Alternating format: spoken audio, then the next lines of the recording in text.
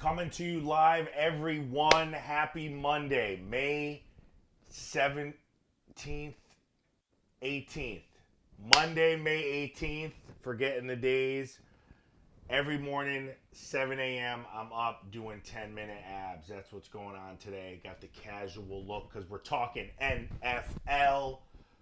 What's going on, everybody? It's Diversity Doug coming to you live. I know it's early for the West Coasters. I'm sorry.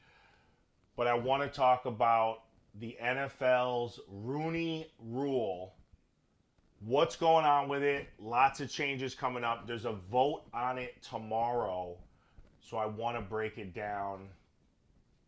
The Rooney Rule. We may have heard it before. We may have not heard it. It's brought up in conversations around diversity and inclusion. Should corporations do it? Is it a good solution? What is it? Why now?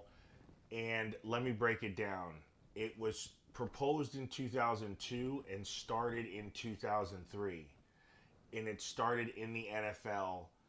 And it was about creating a rule that ensured that black coaches or potential black coaches were interviewed for open coaching positions in the NFL. So, there had only been a handful of black coaches in the history of the NFL up until 2002. So, Dan Rooney, who is the owner of the Pittsburgh Steelers, suggested to all of the other NFL owners that they create a rule named after him, the Rooney Rule, as a way to ensure that all coaching vacancies in the NFL had diverse people interview for the roles so they can be assured and insured a fair shot at the head coaching roles. Now, over 70% of the NFL players are black. Less than 10% of the coaches, between 10 and 15%, are black.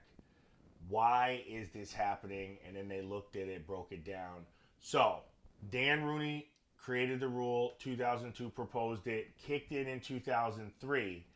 And the reason I bring this up today is because the NFL right now, tomorrow, is looking at voting on some new tweaks to the Rooney Rule to help further spur the process along because it's not showing that it's definitively working.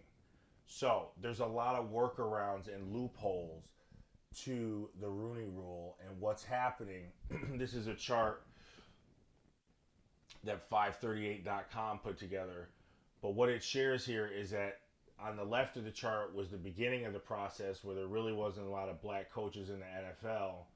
Then it peaked, went down, back up, and now is on the decrease. So the rule proposed, because this is really going to cause some controversy. I mean, I don't know why more people aren't talking about it. I feel like they just announced it. So now we're going to all know what it is. But the rule involves incentivizing teams to move up the draft if you hire a non-white coach for your team. Your third round draft pick moves up 6 slots, okay? If you hire a non-white general manager, your third round draft pick goes up 10 spots. So if you hire a non-white, which is how it's written, coach and GM, 16 spots up starting at your third round pick for one total draft, one total round, only the third round. Now, if you lay the guy off in a year, then they minus you 10 or 6 or 16 spots the following draft in the third round. So you don't just do this just to get the draft pick. And also another new pick if you hire a QB coach that is non-white. So all in all, you can improve the positioning of your team. Now, this sounds a little crazy because I don't know what people are going to think about this. on one hand, it's a positive way to move the conversation forward with some definitive actions because the plan that you had implemented isn't working to the effect that you wanted it to be.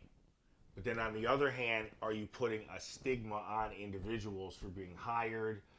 Does this change how you interview? Is it not worth it? How did they value the price of these picks? I mean, there is a lot to talk about in this conversation. But what it is saying here is that the league and the 32 teams are now going to encompass this among all front office positions, finance, chief operating officer. So a bunch of non-football related jobs are going to go through this criteria. And it brings up the Fritz Pollard Alliance. So there's a group called the Fritz Pollard Alliance. And they work with the NFL on issues as it relates to diversity because the NFL has a diversity committee.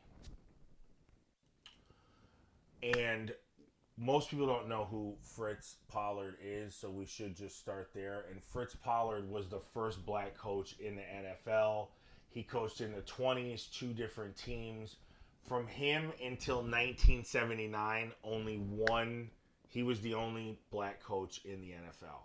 So for almost 50 years, and then Art Shell and some other individuals came in, and then we rounded it out. But the Fritz Pollard Alliance was asked, was this even legal? Because the first thing people say is this discriminatory towards white head coaches? How does this work? And the Fritz Pollard Alliance said that it is on solid legal ground and gave why this is something that could work, and you could read that for yourself. But it brings up an interesting point. The Rooney Rule was to increase interviews because you can't hire who you don't interview, and that's a philosophy that I think of. Just as a diversity officer, I do think of the value of interview. You can't hire who you don't interview, so we shouldn't be so harsh on who's selected. As long as we widen the interview pool and take the time, I do believe the right person will be selected. Now, this is saying is if you just tell everybody to interview someone who's non-white, how does that encourage teams and organizations to just keep interviewing people and then never putting them in consideration, but doing it because you had to do it? So I don't really know how this is going to turn out, but the vote is tomorrow. 24 of the 32 teams in the NFL have to vote that they are in favor of this. So they kind of like moved it quickly to the goal line. And we'll see what the vote is. So that's what's going on tomorrow. So that's the headlines here. Just checking up here, checking out the information. Checking out at the viewers if there's any comments today. 3 comments. See what's going on here. I'm checking the comments. It worked with the Seahawks. Shout out Angelique. Erica Johnson, how we living?